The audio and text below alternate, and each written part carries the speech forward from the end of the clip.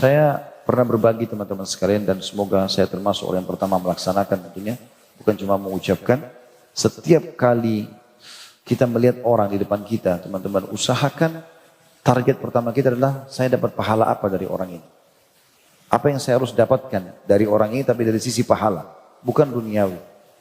Kalau orang-orang kapitalis berpikir, dan ini banyak orang Islam terpengaruh dengan itu. Kalau dia kenalan sama orang, dia tanya. Ya, pekerjaannya apa? Yang paling pertama masalah itu. Bagaimana dapat keuntungan duniawi dari orang ini. Kalau sudah tahu pekerjaannya bagus, gajinya tinggi, diajikan sebagai teman. Kapan berkenalan sama penjual gorengan, orang-orang miskin, oh ini bukan level saya, tidak mau berkenalan. Islam menepis itu. Tidak ada itu semua. Targetnya kita adalah bagaimana mendapatkan pahala. Dari orang kaya, kita bantu dia menjalankan untuk bersedekah. Menyedekahkan hartanya ke jalan-jalan yang benar, supaya kita dapat pahala bersama dia. Kalau dia orang miskin, kita jadikan sebagai ajang pahala buat kita. Tapi orang-orang kapitalis tidak seperti itu. Makanya kalau orang ikhlas, pasti targetnya selalu menjadikan orang yang di depannya sebagai kesempatan untuk dia raih pahala di situ. Ya, jadi tidak ada batasan.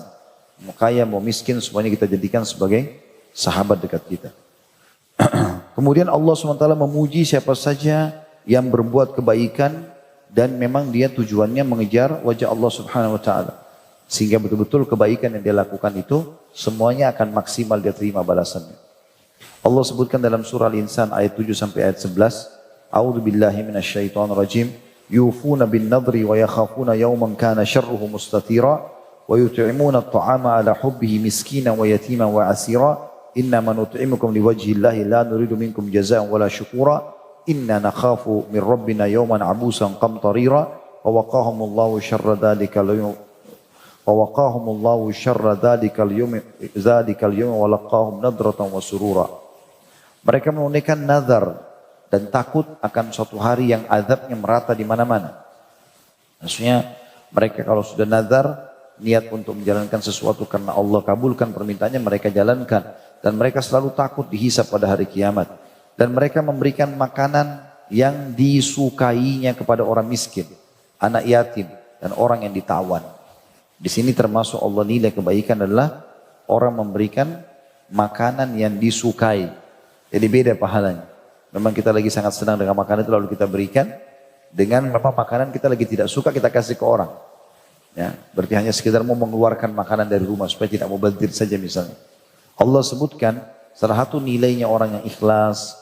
Orang yang memberikan sesuatu karena Allah. Dia memberikan apa yang dia sukai. Di situ ujiannya. Makanan, minuman, pakaian kepada orang miskin, anak yatim dan orang ditawan. Dan mereka berkata sesungguhnya kami memberi makanan kepadamu hanyalah untuk mengharapkan wajah Allah. Kami tidak menghendaki balasan dari kamu, tidak pula ucapan terima kasih. Jadi kalau ada orang subhanallah tanda-tanda dia tidak ikhlas, ya, dia kalau dia kasih orang sesuatu dia tunggu. Orang ini terima kasih. Ya. Kapan tidak terima kasih? Dasar nggak tahu terima kasih. Misalnya. Marah misalnya. Berarti dia bukan tujuannya ikhlas karena Allah.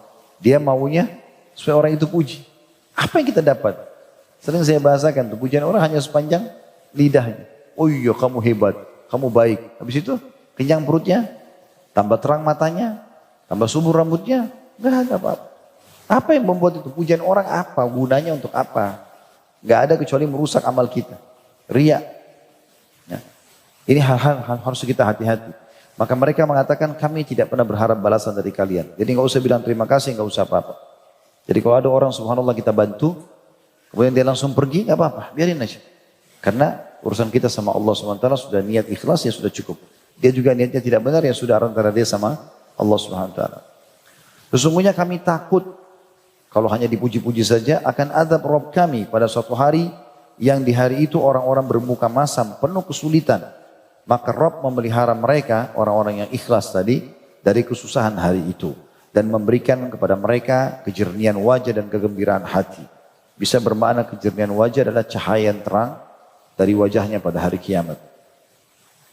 Begitu juga surah Al-Lail ayat 17-21 Allah berfirman, A'udzu billahi minasyaitonir rajim sayujannabuha al-atqa alladhi yu'ti ma lahu yatazakka. وَمَا لِأَحَدٍ عِنْدَهُ مِنْ نِعْمَةٍ تُجْزَى إِلَّا ابْتِغَاءَ وَجْهِ رَبِّهِ الْأَعْلَى وَلَسَوْفَ يَرْضَى.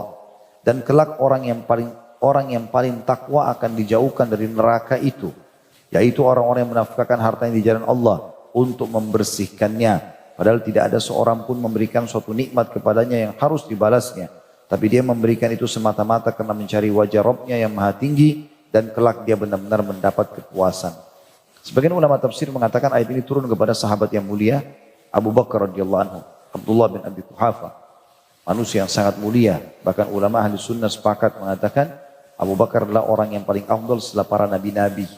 Karena ada hadis Nabi SAW yang berbunyi, Abu Bakar dan Umar adalah pemimpin seluruh orang dewasa ahli surga kecuali para nabi-nabi.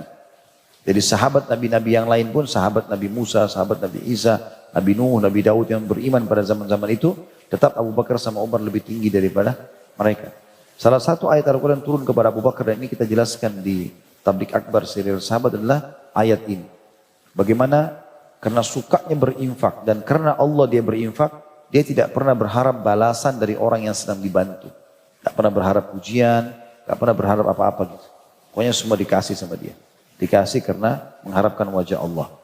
Dan mereka, orang-orang seperti ini pasti akan mendapatkan balasan yang sempurna sebagaimana dalam ayat ini tadi.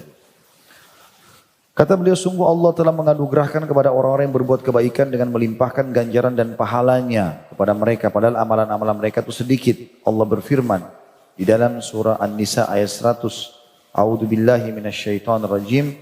Wa man yuhajir fi sabilillah yajid fil ardi muragaman katsiran wa sa'a. Wa man yakhruj min baiti muhajiran ila Allah wa rasulihi thumma yudrikul maut faqad waqa'a ajru 'ala Allah wa kana Allahu ghafurur rahima. Barang siapa yang berhijrah di jalan Allah, dia susah beribadah di sebuah tempat karena ingin menerapkan kebaikan dalam hidupnya, mau jauh dari kemaksiatan, dia hijrah, pindah negara, pindah kota, pindah tempat kerja, pindah lingkungan. Barang siapa yang berhijrah di jalan Allah, niscaya mereka mendapati di muka bumi ini tempat hijrah yang luas dan rezeki yang banyak. Barang siapa yang keluar dari rumahnya dengan maksud berhijrah kepada Allah dan Rasulnya, kemudian kematian menimpanya sebelum sampai ke tempat yang dituju, maka sungguh telah tetap pahalanya di sisi Allah. Dan Allah maha pengampun lagi maha penyayang.